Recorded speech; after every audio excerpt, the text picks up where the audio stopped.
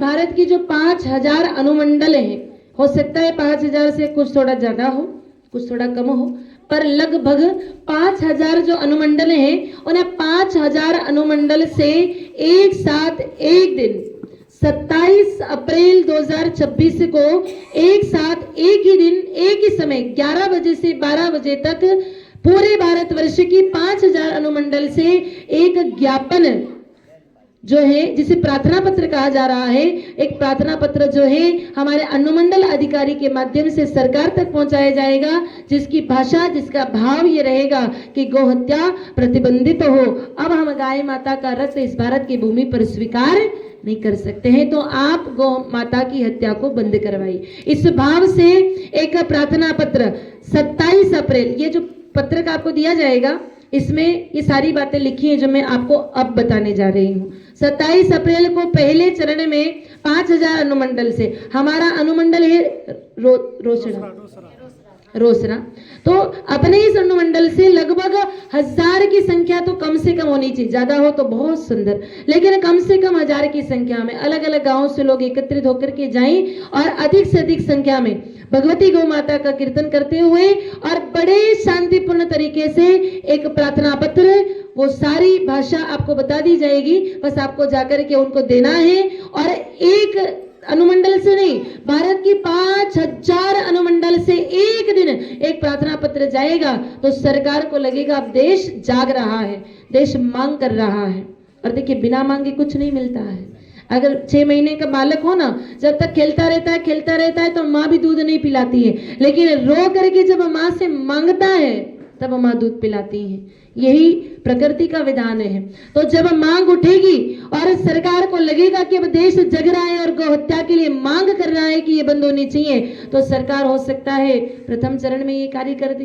प्रथम चरण में कार्य हो जाए तो कहना ही क्या, फिर तो सारा देश जाएगा दिल्ली और जाकर के अपने प्रधानमंत्री जी का धन्यवाद करके आएगा, क्योंकि बरसों से इस कार्य की प्रतीक्षा हो रही थी। और पहले चरण में कार्य नहीं होता है तो 3 महीने इंतजार करने के बाद में 27 जुलाई 2026 को कार्य के तय है। और बिल्कुल सोच विचार के, ना तो इस समय कोई सरकारी अवकाश है, ना ब्याह शादी लगन है, पूरी तरह से विचार करके तारीखें तय की गई है। 27 जुलाई 2026 को पुनः प्रार्थना पत्र अपने जिला लेवल से सारे अनुमंडल के, सारे ब्लॉक के जो लोग हैं, कार्यकर्ता हैं, वो अपने अपने कलेक्टर के पास में जाएं और कलेक्टर के माध्यम से सरकार को पुनः प्रार्थना पत्र दें कि हमने पहले 3 महीने पहले आपको एक प्रार्थना करी थी, लेकिन वो प्रार्थना हमारी सुनी नहीं गई है, आप उसका संज्ञान लें।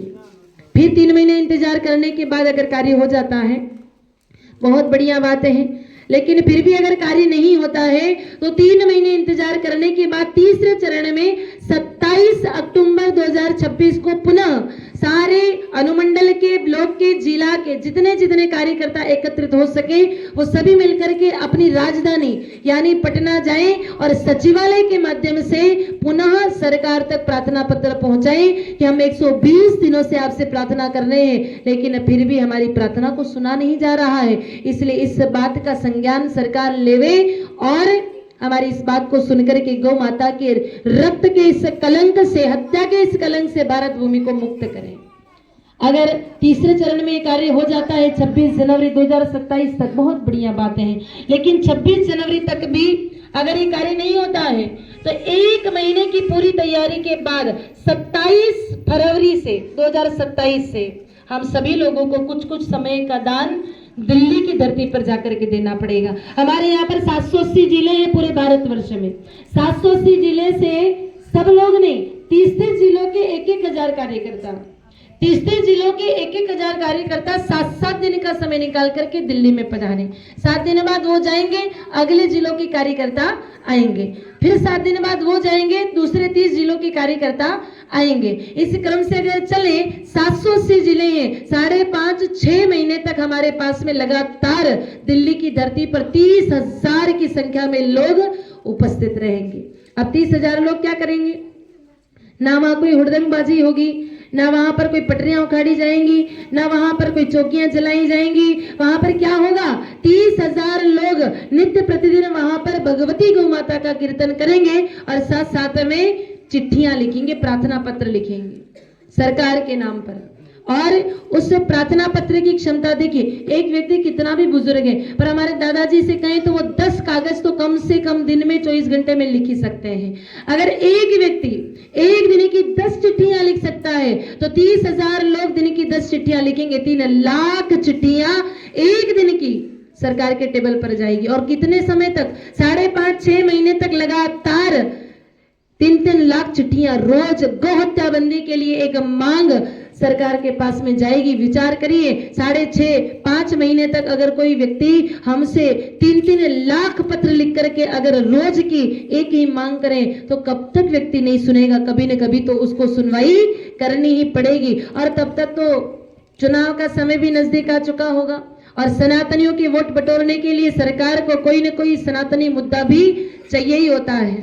पहले राम मंदिर का मुद्दा था और निश्चित रूप से अगर हमने अपनी आवाज को बुलंद किया तो गौ माता की हत्या बंद हो, इससे बड़ा मुद्दा हमारे भारत में दूसरा और कोई बचा भी नहीं है। तो निश्चित रूप से सरकार इस कार्य को करेगी। चौथे चरण में आते आते हमें विश्वास है। और 15 अगस्त 2027 को जब हमारे प्रधानमंत्री महोदय लाल किले की प्राचीर से उद्घोषणा करते हैं तो वो निश्चित रूप से हमें सकारात्मक उत्तर देंगे और यहाँ पे गोहत्या बंदी का उद्घोषणा होगी, गोहत्या प्रतिबंधित की जाएगी, गौ माता को राष्ट्र माता का पद मिलेगा, ऐसा हमें विश्वास है। पर अगर चौथे चरण में 15 अगस्त 2027 को भी ये कार्य नहीं होता है तो 5वें चरण में फिर 16 अगस्त 2027 से 15 के अगले ही दिन 2027 में हमारे 5-5 संत और 5-5 गोभक्त भाई आमरण अनशन पर बैठेंगे। और ये अनशन, ये अभियान तब तक नहीं रुकेगा जब तक गौ माता को राष्ट्र माता की पद पर सुशोभित नहीं किया जाता है। जब तक हमारे यहाँ पर केंद्रीय कानून लागू नहीं किया जाता है तब तक इस अभियान को रोका नहीं जाएगा, चाहे अनशन में किसी की मृत्यु हुई क्यों ना हो जाए। एक की मृत्यु होगी, दूसरा बैठेगा, दूसरे की मृत्यु होगी, तीसरा बैठेगा। 60 ऐसे संत हैं जिन्होंने लिखित में अपनी स्वीकृति अभी दे दी है कि अगर गौ माता के लिए अगर मरने का और प्राण देने का अवसर आता है तो हम बिल्कुल सहर्ष तैयार हैं। विचार करिए, हमारा देश का युवा, हमारे देश का संत समाज, हमारे देश का प्रत्येक सनातनी यदि ये चाहता है कि गौहत्या बंद होनी चाहिए तो अपने हृदय की पीड़ा को आज अपने राजा के समक्ष कहने की ही आवश्यकता है। आपको इस अभियान के लिए 1 रुपया भी कहीं एकत्रित करने की आवश्यकता नहीं है। इसमें दान दक्षिणा वो नहीं लिया जा रहा है, आपको कोई रसीद नहीं काटनी है। आप ये मत विचार करिएगा कि इतनी बड़ी बड़ी बातें बता करके हम आपसे कोई दान दक्षिणा चंदा लेने आए हैं, क्योंकि देखिए धर्म के नाम पर जब पैसे की बात आती है ना तो लोगों का दिमाग चलने लग जाता है। 1 रुपया इंसान देगा, देने वाला कुछ नहीं बोलेगा, बाजू वाला बोलेगा अरे इनका कोई काम दाम नहीं, ये तो पैसा लेने के लिए आए हैं, ऐसे अपना पेट भरते हैं। तो इस अभियान में 1 रुपया भी कोई दान दक्षिणा चंदा एकत्रित नहीं किया जा रहा है, कहीं कोई रसीद नहीं फाड़ी जा रही है। और 30,000 लोग जो वहां दिल्ली में बैठेंगे 6 महीने तक वो क्या खाएंगे जब चंदा नहीं लिया जा रहा है। तो मैं आपको बताऊं कि दिल्ली के गौ भक्तों से जब बात हुई तो दिल्ली के गौ भक्तों ने आश्वस्त किया है कि 30,000 नहीं 50,000 लोग 6 महीने नहीं साल भर तक भी गौ माता के लिए बैठ करके कोई कार्य करते हैं तो उनको भूखा तो हम मरने नहीं देंगे, सुबह शाम उनके भोजन की व्यवस्था तो दिल्ली वाले करेंगे।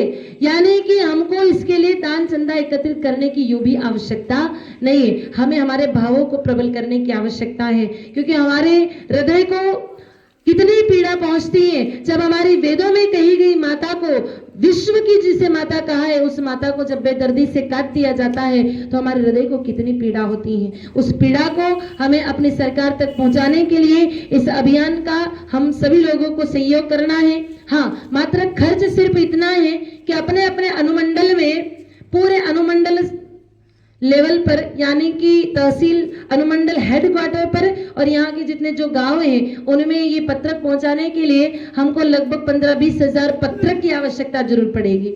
आप लोगों को देने के लिए तो हम लाए हैं, लेकिन आप लोगों को दे वो इतनी व्यवस्था एक व्यक्ति नहीं कर सकता है। तो ये कोई बहुत बड़ी बात नहीं है। कोई अपनी तरफ से 500 पत्रक छपवा दे, कोई अपनी तरफ से 200 छपवा दे, कोई 1000 छपवा दे, ऐसा करके हम इन पत्रकों की व्यवस्था कर सकते हैं। इतना ही हमको इसमें अपना सहयोग देना है। और 27 अप्रैल के दिन जब हमें प्रार्थना पत्र देने की बारी आए तो अपने अपने अनुमंडल अधिकारी के पास में अधिक से अधिक संख्या में, अकेले नहीं जाए, अपने साथ 10 लोगों को और लेके जाएं। क्यों? क्योंकि जब आवाज बुलंद होगी, जब हमारी आवाज में गूंज होगी और पूरा भारत एक साथ जब मांग करेगा तो निश्चित रूप से ये कार्य जल्द से जल्द होगा और कार्य होगा तो गौ माताएं सुरक्षित होंगी। इसलिए अधिक न कहते हुए मैं अपनी वाणी को विराम दूं। उससे पूर्व हमारा ये जो रोसड़ा नाम का अनुमंडल है, इस अनुमंडल के 1 से लगा के 5 तक कोई प्रभारी जो है अभी यहाँ नियुक्त किए जाएंगे, ताकि हमें कोई दिशा निर्देशन देना है, हमें किसी बात का कोई प्रश्न पूछना है, हम उन्हें पूछ सके, जो हमें गाइड कर सके। तो उसके लिए हम यहाँ पे